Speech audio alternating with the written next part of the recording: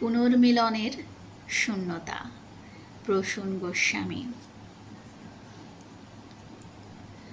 নীলাভ সন্ধ্যায় তুমি এসেছিলে আবার ক্ষয়িষ্ণু কলেজের সিঁড়িতে।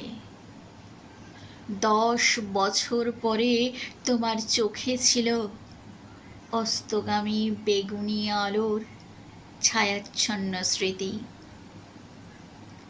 আমি দেখছিলাম তোমার হাতের আঙুলে কালচক্রের দাগ, সময়ের ধূসর আঁচড়।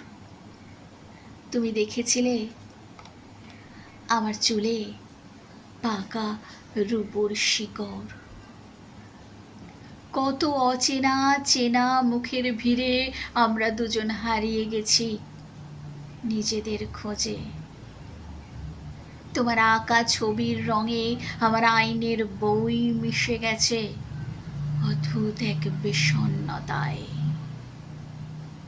চাঁদের আলোয় বাগানে দাঁড়িয়ে আমাদের ছায়া মিলেছে অনন্ত নীরবতায়, যেখানে কিশোর প্রেমের স্বপ্ন ছিল একদা।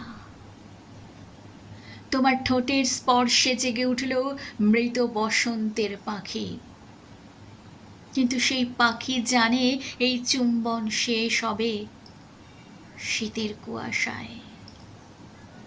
পুরনো ফ্ল্যাটে ফিরে দেখলাম আমাদের প্রেমের দেওয়ালে এখন শুধু ময়লা আর ফাটল ছড়ানো।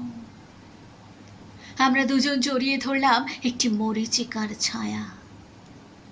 ভোরের আলোয় দেখি তোমার চোখে জমে আছে অশ্রুর শিশির।